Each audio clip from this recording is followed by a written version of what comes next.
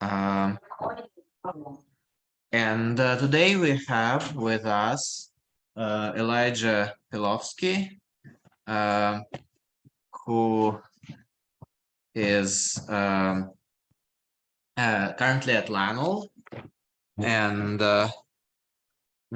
who is working on both quantum and classical stuff. And today he's going to present some exciting results about comparison of different quantum computers. Take it away. Okay, yeah, thank you for the introduction. Let me reshare slides. Thumbs up if they're visible. Yeah, they're visible. Visible, awesome. Okay, cool. All right, well, yeah, thank you for the invitation. Let me reorganize my Zoom stuff here. Yeah. Okay, yeah, so my name is Elijah Pelofske. I'm a student at Los Alamos National Laboratory. I'm going to be presenting some results that were done in collaboration with my two co-authors, Andreas Berchi and Stefan Eidenbenz. They were both also at Los Alamos. And yeah, so the title of the talk is Quantum Annealing versus QAOA, 127 qubit higher order Ising problems on near intermediate scale quantum computers. All right, so kind of the foundational motivation here is that both quantum annealing and QAOA are quite similar in a lot of respects. They're both based on adiabatic evolution and adiabatic quantum computation. They're both quantum algorithms. They both have the aim of sampling the optimal solutions of combinatorial optimization problems. They're also both in this interesting kind of hardware regime where the hardware that we have is still reasonably kind of small, error prone, but the relevant question that we're interested in is how both of these algorithms scale with respect to problem size. So, total number of variables, or how many QAOA steps we can do, for example, rounds, and quantum annealing time, how solution scales with those things as well. And so the primary motivation of this research, in particular this paper that this presentation is largely based on, is to implement a really rigorous comparison between quantum annealing and QAOA. In particular, like the largest comparison that we can implement. And so yeah, so that's the overarching goal. While that's the primary goal, there were also a lot of kind of interesting methodologies that we came up with along the way that are pretty interesting, I think. So okay, also I'm going to be using QAOA. Here I defined it as the Quantum Alternating Operator Ansatz, but I'll just be referring to the acronym QAOA, which of course kind of refers to a class of algorithms. So yeah, okay, so the problem instances are defined on using a heavy hex lattice, and the reason for this is because the QAOA implementation that we used was based on IBM quantum hardware, in particular the device name IBM Washington. And the topology on IBM Washington is a heavy hex lattice. And it turns out that we found a way to be able to map these particular problem instances we defined on a heavy hex lattice onto D-wave quantum annealers as well. So we were able to do this kind of very large scale side-by-side comparison. The other interesting property of these problem instances is that we wanted them to contain higher order terms. So in particular, cubic terms. So again, this is defined very specifically on the heavy hex lattice, but this means that we have higher order terms that we have to handle for both QAOA and quantum annealing, and we have to handle them in a different way for the two algorithms. The kind of interesting thing here is that it puts an additional stress on both algorithms, right? You have some type of overhead that you have to introduce in order to also address these higher order terms. And so it kind of adds to the difficulty of the problems that we're going to be evaluating. And these problems, they were Ising models, right? So variable assignments of +1 or -1, right? Spin states. We view these, largely as basically, sampling a combinatorial optimization problem. And yeah, we don't look at really like how many ground states there are, for example, but all of these do contain exactly 127 variables. So it's out of the trivial regime, for example, just by like random sampling. So yeah. Right. So, okay. So the QAOA circuits in particular are quite interesting. And the reason is because these constructions we came up with are novel and very short depth.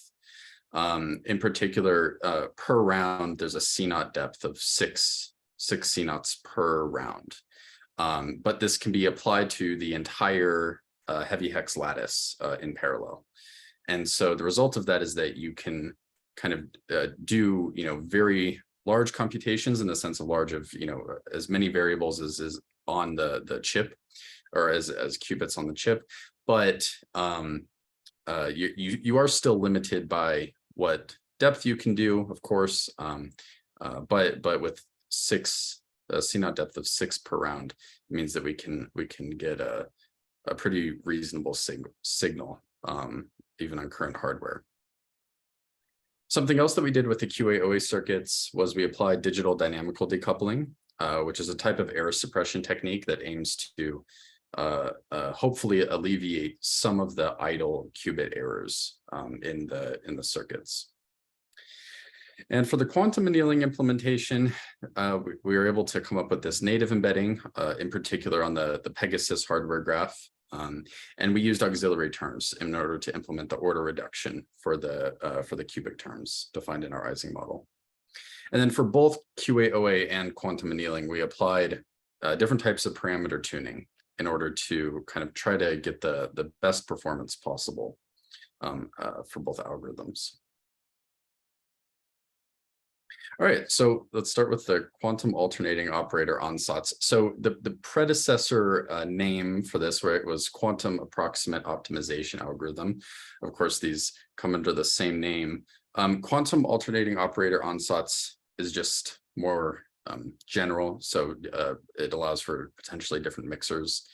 In this case, the implementation that we use actually uses the transverse field mixer. So in that case, we're not this is not using like a completely different mixer like Grover mixer or something like that. But it's just slightly easier to refer to the quantum to refer to the quantum alternating operator Ansatz. Okay, yeah, so it's defined as, so let's say we have some combinatorial optimization problem. We can kind of assign some variables, in this case spins, +1 or -1. And let's say we have some objective function that kind of evaluates these inputs to some real valued number. Then the question is, whether it's a maximization or minimization problem, the goal is to find the optimal set of variable assignments. And that's in general, a difficult task. And the QAOA algorithm consists of the following components. So we have an initial state, our phase separating Hamiltonian, our mixing Hamiltonian, an integer p, that's the number of rounds to actually run the algorithm, and 2 real vectors, beta and gamma, each with length p. Usually these beta and gamma parameters are referred to as angles. You might refer to them as angles. And yeah, p is usually referred to as the number of rounds to run the algorithm. And the idea is if we increase, the number of rounds that we run the algorithm, if we increase p, having selected good angles for each round, we'll get a better and better approximation ratios for the combinatorial optimization problem that we are sampling. And in particular, right, so the algorithm consists of preparing your initial state and then applying these p rounds, alternating between the phase separating Hamiltonian and the mixing Hamiltonian. One of the primary challenges with QAOA is that we need to select good angles at each p, which is actually like not trivial. Usually the approach taken is to use something like a classical machine learning loop in order to learn good angles. And in that sense, you know, it's a hybrid quantum classical algorithm where kind of you evaluate you know, your QAOA circuit for some set of angles on your quantum computer, and then you get back some expectation value of how well those angles performed, and you kind of do an update loop with a classical coprocessor. And that's typically how QAOA is viewed. And yeah, just again, in general, this is, you know, it's based on you know, a trauterization of kind of the idea of adiabatic quantum computation, where hopefully if we have, you know, like zero noise computation on our gate model device, then we will be able to sample optimal solutions for large combinatorial optimization problems. In regards to how QAOA performs on NISQ, that's still, you know, definitely a subject of ongoing debate. For example, one of the problems is whenever you have noise in the computation, it tends to make it much harder for you to be able to classically optimize for good angles. Yeah, so that's definitely an interesting area. Yeah, and so quantum annealing, right? It's a quantum computational method that is specifically intended for sampling low energy states of combinatorial optimization problems. Here again, the hardware implementation is D-wave quantum annealers. And you know, the idea is that we kind of are in this initial superposition state defined by the transverse field Hamiltonian, and then we apply our user-defined Ising model on the hardware with this you know, slow transition between the two, and the hope is that at the end we're able to sample optimal or very low energy states for our programmed Ising model. An important note, of course, is that for D-wave quantum annealers, right now you can only program linear and quadratic terms. So it doesn't support a higher order terms. So if you do have higher order terms in your problem, you need to do some sort of order reduction in order to get it into the form of equation 3. Yeah, and so for quantum annealing, you know, in general, the user can control a pretty large number of parameters. For example, they can control the anneal schedule. The default anneal schedule is just a linear interpolation from, you know, start to end points. But this can be modified, as can the total annealing time. And there's many more options like anneal offsets. And so quantum annealing is also, current quantum annealers are subject to decoherence, you know, noise, some calibration problems like the gate model devices are, which is sort of why it's been dubbed or in this near intermediate scale quantum computing regime. For arbitrarily structured problems, usually a minor embedding is used to represent the problem on the sparse hardware. For our comparison, though, we really specifically constructed the embedding to not be a minor embedding. So it's a native embedding onto the hardware, including the auxiliary terms used for the order reduction. And so this is just a quick summary table of the actual quantum computers used in this comparison. So we use 2 D-wave quantum annealers, both of which have the Pegasus hardware topology. They have over 5,000 qubits. And then for IBM Washington, or for QAOA, we use the IBM Washington device. That chip, the topology name is Eagle R1, and has a heavy hex layout. And yeah, and IBM Washington, right? It's a universal gate model device. Okay, yeah, so this is a topology map of what IBM Washington looks like. It contains 127 qubits and 142 CNOT gates. And those CNOT gates, you know, are basically the they allow multi-qubit interactions, right? And you can see this is relatively sparse hardware. So if you need to implement some circuit that kind of needs to operate with like long range interactions between all of the variables, it becomes kind of hard to do that because you need to do something like swap variables or swap qubits along the entire lattice.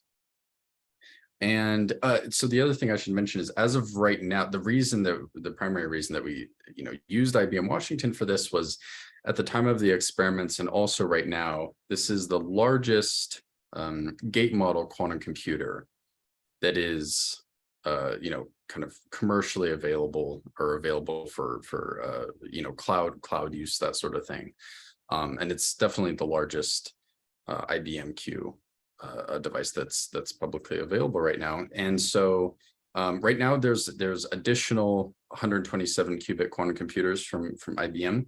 And at the time that we ran these experiments, IBM Washington was the only one. Yeah, so the problem instances that we defined that we wanted to sample with both QAOA and quantum annealing are defined visually here in this plot.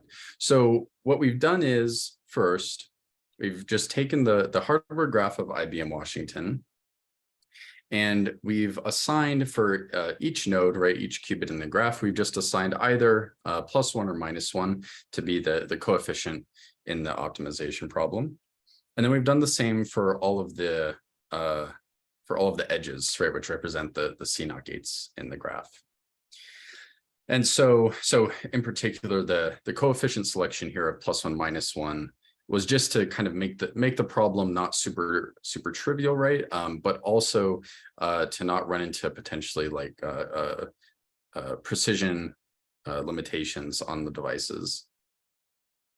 And okay, and then for the cubic terms, we've done a similar thing. So the cubic terms, what we've done is each one of the kind of oval circles around 3 qubits, that defines a cubic term. And again, for each one of those cubic terms, we flip a coin 50-50, either it gets a coefficient of +1 or -1. One last thing I should mention, you can kind of notice here on this lattice, there appears to be 2 missing edges, and that is just a function of the hardware graph. And so we just defined the Ising models to be able to execute on IBM Washington. So we just didn't include terms that had to use those CNOT gates because they weren't available on the hardware.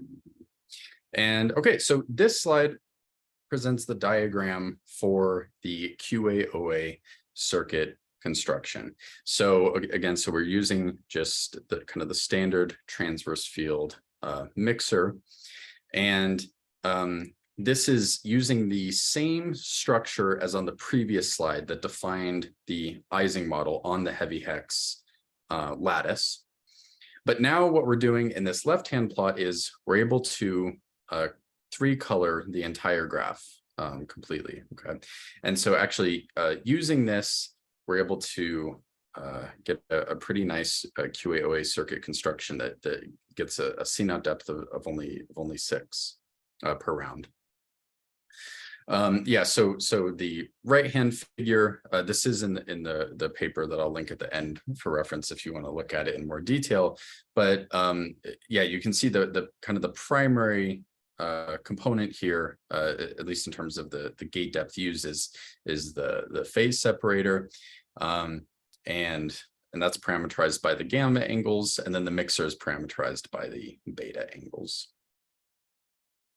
Oh, right. The one other thing is, so the purple lines that are adjacent to groups of 3 qubits, those are denoting the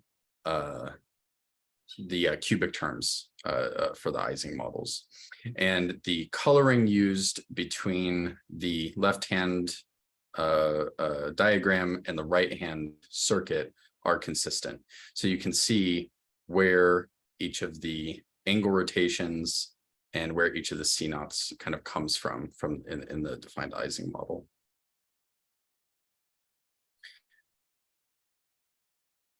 Okay, yeah, and so for QAOA, the primary kind of experimental implementation that we used was to do an angle grid search for 1 and 2 rounds. And so here, this is basically the task of angle finding. And so for these problems, because we didn't know what to expect, we had no idea what angles were going to work well or work poorly. We just went with a full kind of brute force approach of looking at as many of the angles as we could.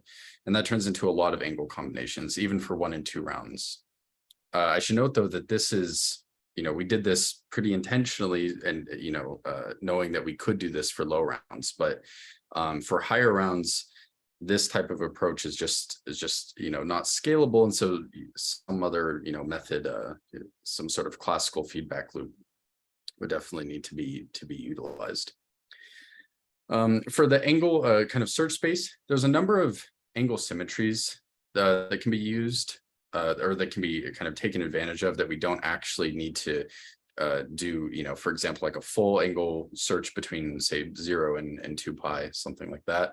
So instead we can kind of narrow down the search space to gamma angles between 0 and pi and beta angles between 0 and pi, except for kind of the last angle, which we can search just between 0 and pi halves. And as mentioned earlier, we also apply digital dynamical decoupling to the QAOA circuits. We try implementations both with and without the digital dynamical decoupling. In particular, we used sequences of XX gates, poly X gates. And the reason for that is largely because X is already a native gate on IBMQ. So that kind of simplifies the circuit construction. And yeah, all the circuits were executed on IBM Washington, and we used 10,000 shots per angle combination. All right, and then for quantum annealing, we may I ask you a small question? Yeah, definitely. The reason that you limited yourself to P equal to 1 and 2 is that it is difficult to carry out a grid search for larger P, or is it that errors accumulate for larger P, or both? Great question. Great question. Yeah, so actually the reason primarily was that was just that we wanted to do 1 and 2 rounds initially. Like we wanted to do 1 and 2 rounds to start with to see what the results were at 1 and 2 rounds.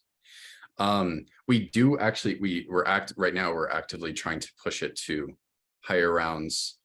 And so secondarily, the other part is, yes, we also didn't want to do a grid search for 3 rounds, for example, because it just starts to get, not scalable. So primarily we wanted to see what the results were at 1 and 2 rounds. That's the kind of initial thing. And we're definitely looking at scaling to higher rounds. One also, this is kind of like an implementation problem, but fully getting, kind of the hybrid feedback control loop for this is not, it's not super easy in general. And this is basically just kind of an implementation problem. Like one of the things is, we're using this device as like part of the public queue, for example, right? And so if you need to do this kind of fast feedback, you actually like your jobs kind of end up in a queue. And so then it's hard to get kind of fast feedback loops for that.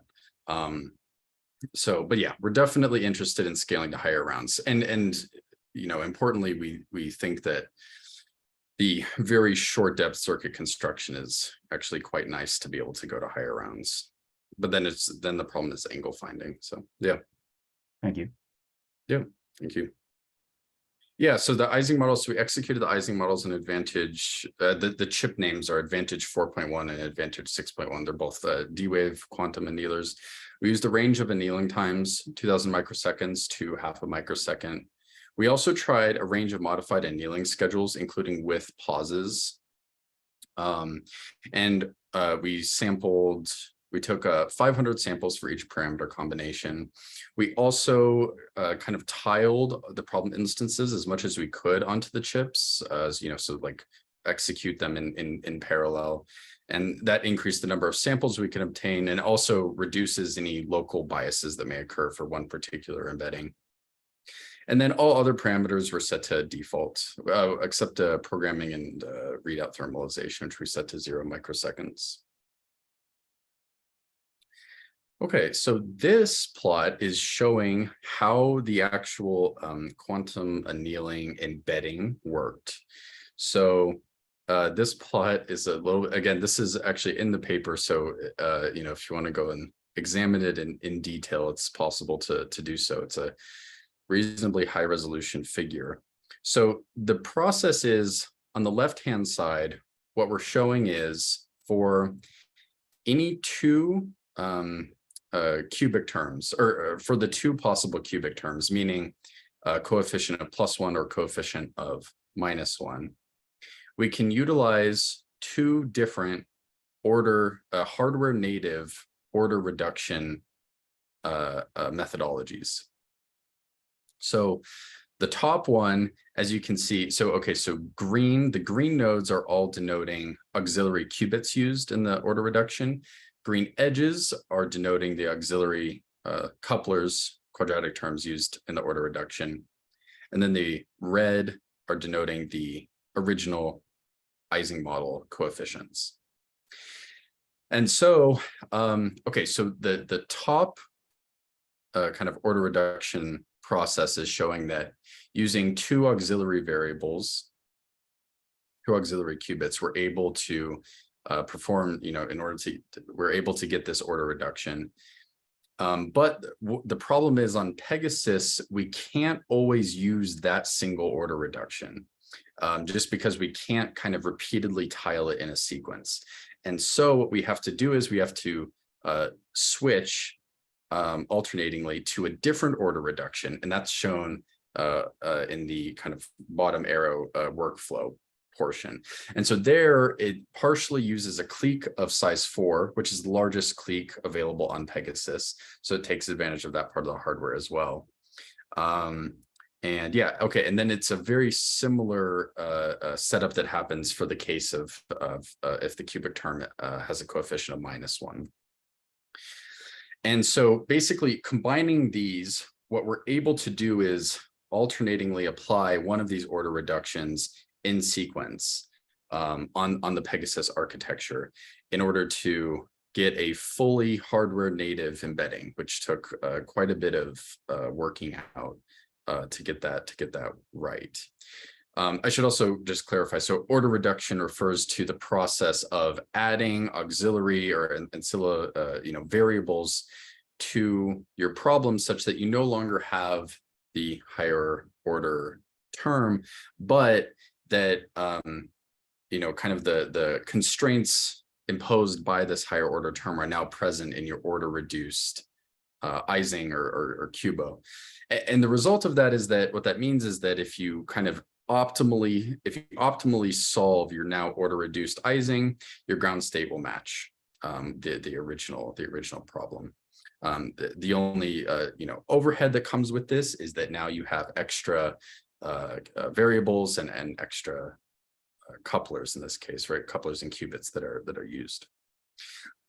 Okay, so this right-hand plot, what this is showing is it's showing a slightly cropped rendering of the Pegasus graph connectivity. And this is actually 6 of the Ising models that have been tiled. So if you look at just one of these, that is essentially following the same layout of IBM Washington. So what's happening is kind of on these sloping diagonal portions of the Pegasus chip, we're able to map the horizontal portions of the heavy hex IBM Washington lattice. We're able to do a similar thing for the kind of vertical portions. And then all of the small green nodes there are representing the order reductions that are done on all of the cubic terms that are spread across the entire lattice. And yeah, okay. And so the kind of the next slight detail, but on the actual pieces of hardware, so these are kind of the full graph pictures for the two quantum annealers. There's actually also missing hardware just because of manufacturing problems and calibration problems and what have you. And so here the red portions are marking the missing qubits and or couplers. And so just one impact of that is that we can't fully tile these order reduction embeddings onto the actual hardware, because if we encounter any missing portions, then that won't work. So we were able to tile something like 2, 3, or 4, depending on the device. Yeah. Okay, and then here's a quick plot just showing all the different quantum annealing schedules that we used. All of these are, they have symmetric pauses, which it's been shown that in some instances having pauses introduced into the anneal schedule can kind of increase the probability that you'll sample an optimal solution. So we tried a range of annealing schedules to see if those would additionally help with sampling the Ising models. Okay, so here's the first results slide, and this is for QAOA. So this is showing the one round QAOA energy landscape for 3 of the Ising models. So we generated a total of 10 of these Ising models, and this is just showing the one round energy landscape for 3 of them. So okay, so the y-axes are showing the gamma angle, the x-axis is showing the beta angle being varied between 0 and pi halves. The heat map is showing what the mean computed expectation value for that angle combination is. And for the Ising models, this is just referred to as the energy of that combinatorial optimization problem. And so each point on this heat map is actually showing, it's representing a full distribution of 10,000 samples taken for that angle combination. Okay, so there's a couple of notable things in these plots. The first is that there's clearly some kind of interesting symmetries happening. So for example, it's clear where the region of best QAOA angles lies and worst. And you can also see that there's a clear parameter concentration that happens across these models. I didn't put in plots for the other 7 models just for space, but what we observed is that across all of these 10 different instances, the QAOA parameters were not quite identical. And obviously there's some noise that happens to the computation because of noise on IBM Washington. But overall, the energy landscapes were very, very similar across all of the 10 instances. And this has been observed in a number of other types of problem instances like maximum cut. And usually it goes by the name of something like parameter concentration. And so that was quite interesting to see. We actually did not necessarily expect that setting out. It wasn't clear that that would happen. It was actually kind of surprising to see that. On the other hand, it kind of makes sense because all of these models they have the same basic structure, relying on heavy hex or based on this heavy hex lattice, and also their coefficient distributions are drawn randomly. But yes, that was very interesting to observe. Okay, yeah, and so these plots are showing. So we also did this search for 2 rounds as well. The problem with 2 rounds is that it starts to become difficult to actually plot or visualize what's happening. But here's an attempt at that. And so what we're doing here is we're kind of plotting a full volume of QAOA mean energy, expectation values for 3 of the angles. So we have a 3D search space. And so in this kind of block, cube of search space, we have like over 1,000 individual points, each being, a mean of one of those angle combinations. And then we can basically, what we're doing here is we're taking the best 15th percentile and better expectation values. And then we're forming a volume around those best parameters. So everything that's not shown as kind of this solid red or solid blue is not a good parameter combination. But then, so this is only for 3 angles, and you still have a fourth, or this is only for 3 parameters, right? But you still have a 4th parameter. In this case, that's beta 1. And so we can generate a volumetric plot for each one of these beta 1 values here. So this is, kind of interesting to see if there's consistencies between the symmetries and the angle search spaces for 2 rounds. In the GitHub that I will link at the end, we have these. I generated these using the Python library Plotly, and in the GitHub we have some HTML generated renderings of these, so you can kind of orbit around them and see what they look like. So so for quantum annealing, the main things that we varied were annealing time, and then the kind of structure of the annealing schedules that had pauses. And so these heat maps are showing one example of what that looks like. So each plot is just showing a heat map. Again, the mean expectation value, or objective function computed for each one of these different parameters. So the x-axes here are how long the pause occurred relative to, as a proportion of the total annealing time. And then the y-axis is showing the anneal fraction. And the top left-hand plot is the results for a 2000 microsecond annealing time, and the lower right-hand plot is showing the results for an annealing time of 10 microseconds. So the primary result here was that longer annealing times were better. At 1000 and 2000 microseconds, the results are pretty similar. We also observed that pauses with an anneal fraction of about 0.5 usually performed reasonably better compared to other anneal fractions, which you can sort of see in these heat maps as darker regions, as darker horizontal regions in the heat maps. Okay, so what I've shown up to this point has kind of been what sort of some of these parameter optimizations look like. This plot, so it's a histogram showing it's trying to put kind of all of the data on a single plot. So okay, so the first thing is, so the x-axis is energy, right? Again, that's the objective function. We're trying to minimize that. So the further left the distribution is on this plot, the better. The y-axis is just showing a count of how many times each one of those bins occurred.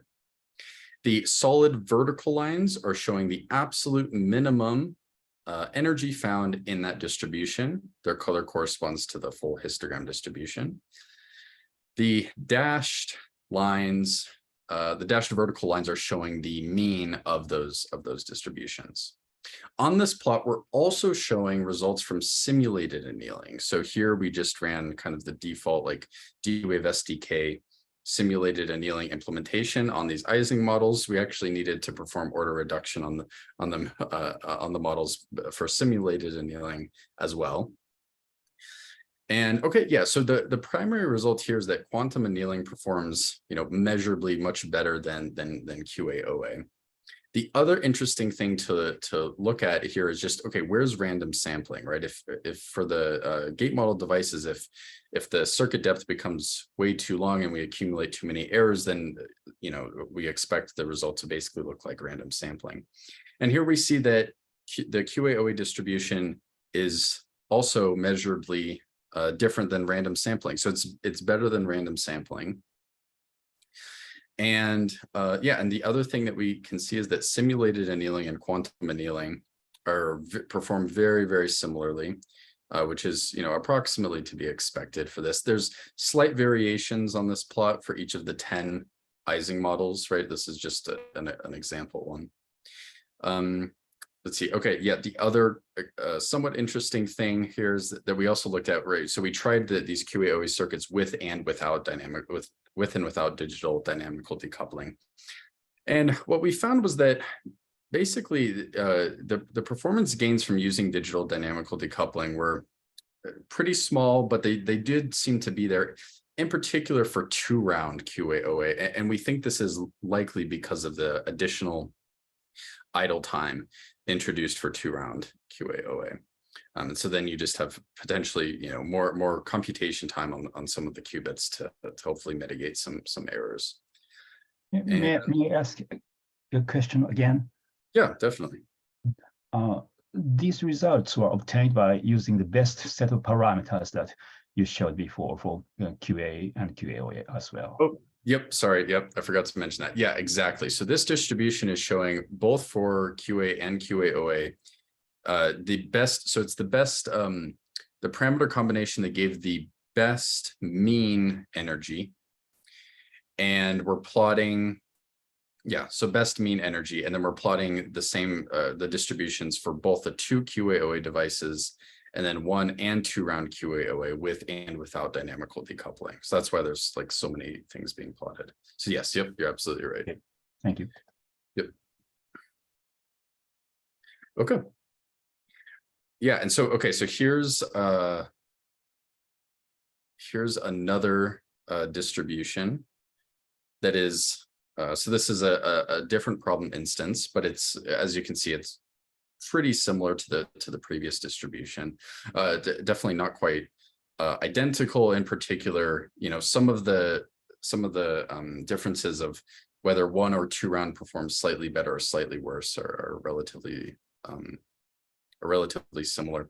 It's interesting, something interesting. This is another thing we didn't expect. So again, for 2 rounds, we expect ideally to get much like measurably better computations than 1 round. And with like ideally, right, if we have no noise in the computation. And that's not what we observe here, but what we didn't quite expect was that there'd be such a high overlap between the 1 and the 2-round distribution. That was kind of interesting and makes it a little bit visually cluttered to notice. But yeah, so for 2 rounds, we expect the computation to be for the best angles, for the best angle combination. We expect that computation to be like nominally better than 1 round. But we observed that not to be the case because of errors in the computation. Okay, yeah, and here's a quick, I won't stay on this too long, but here's 3 additional plots for 3 more of the Ising models, and you can see there's like slight differences between each of them. The other thing I should mention is that for the quantum annealers, the number of samples used here varies because we used 500 anneals, but then we embedded the problems multiple times. So there's upwards of 1,000 or more samples being plotted for those distributions. And for the random samples, there were 10,000 random samples drawn there as well. Okay, cool. Yeah, so another relevant thing that we can look at is optimal solutions. So for all the methods, were there any that were able to sample the optimal solutions? What does that look like? So here for each of the 10 Ising models, random Ising models, we're plotting, or we're showing the ground state energy, and this was computed using Cplex. We're also plotting the simulated annealing minimum energy and how many times that minimum energy value was found. Same thing with quantum annealing and same thing with QAOA. Here, we're not distinguishing if there are degenerate ground states, we're not distinguishing them. We're just counting whether the objective was found or not.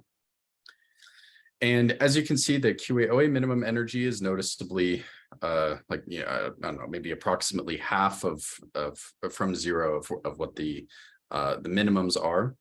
Quantum annealing was able to find the optimal solution in a number of cases, but not all of the cases, right? So for example, problem instance 1, it missed the optimal solution by just 1, but overall performed quite similarly to simulated annealing. Yeah, okay, so conclusions. Yeah, so this research has demonstrated the largest QAOA implementation that has been done to date using, kind of the whole chip of IBM Washington, which is very, very interesting. We also think this might be one of the largest digital dynamical decoupling experiments to date as well, just in terms of like volume of gate operations done. Each QAOA circuit here was something like a couple thousand gate operations in total. So yeah, it's quite a bit. And QAOA was better than random sampling for these, very large problem sizes. In some sense, for this whole chip QAOA experimental setup, it was also kind of a benchmark of the 127 qubit device, right? And so that was good to see. And quantum annealing performed better than QAOA for all of the problems that we looked at. I want to note that both the quantum annealing embedding and the QAOA circuit construction are fully scalable to larger system sizes. So for example, for larger devices that have a heavy hex connectivity, the QAOA circuit can be applied directly to those. The same goes with the quantum annealing embedding. And the other interesting thing is we found very pronounced parameter concentration for QAOA. And this, as I mentioned, it has definitely been observed in other problem types. But it's interesting to see that this holds very large system sizes. And there's a possibility that this could be used for good heuristics, basically for finding good angles at higher rounds, at least for classes of problems, not in general likely. And yeah, we want to continue this and increase the number of rounds for these short depth QAOA circuits. That's definitely an interesting future research topic, as well as scaling the size of the Ising models and the QAOA circuits. Okay, yeah, so we have this paper up on, or we have a kind of a conference version of this paper up on arXiv. And there's the arXiv link if you want it. On the GitHub, we also have a bunch of data and figures and at least some of the code for this. I don't think it's comprehensive as of right now. I need to update that. But yeah, check it out if you're interested in seeing some of the additional figures. All right, and here's a quick acknowledgements, and yeah, thank you. Let me know if you have any questions. Yeah, thanks so much, Elijah, for a nice talk. Yes, please, if there are audience questions, please ask them.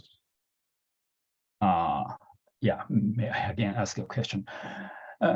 This was very great. I'm very impressed.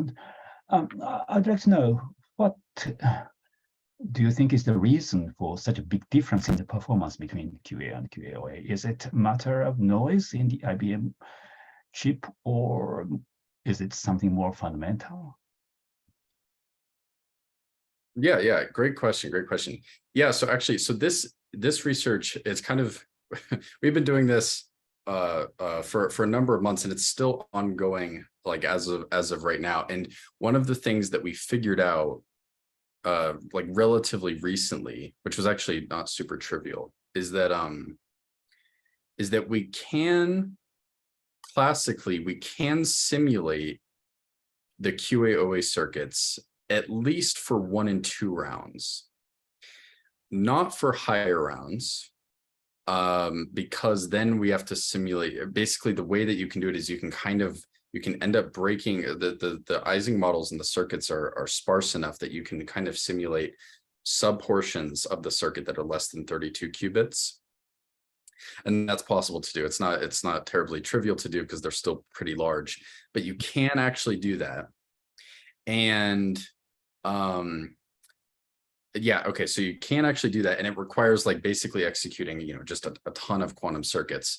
But so you can actually classically simulate what you expect to see for 1 and 2 rounds, and then for 3 rounds, it's like well above 32 qubits, and then you can't really simulate that easily. And so this is not part of the preprint that we have out, but this is something that we're like I mentioned, working on.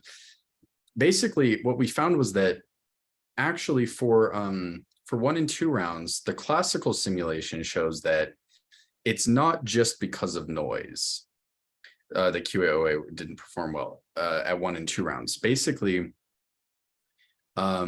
you'd have to go to higher rounds in order to get to where the D-wave quantum annealers are at.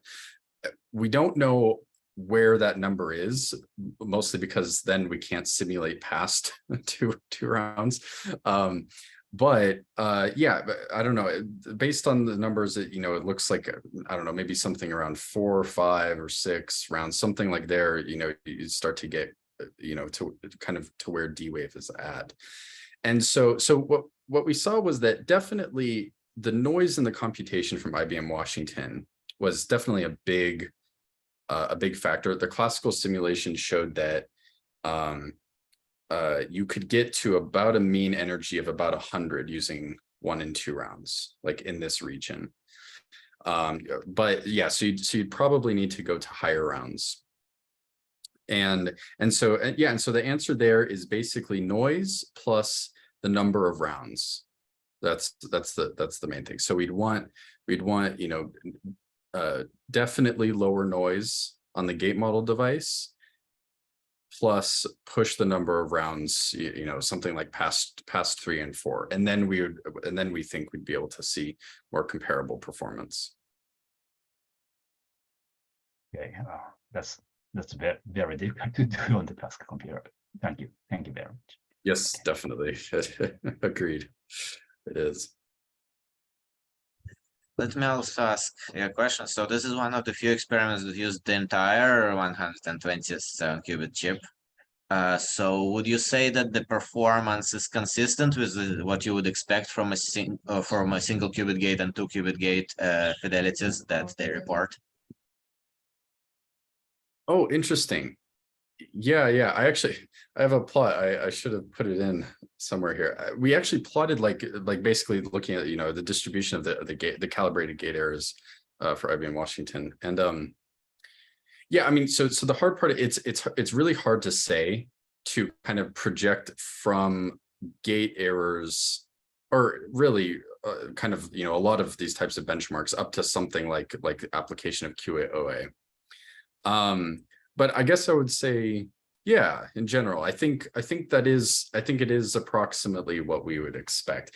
I mean, that said, the results were, by the way, the other thing I didn't mention, we actually went into this, we had no idea whether quantum annealing or QAOA would perform better.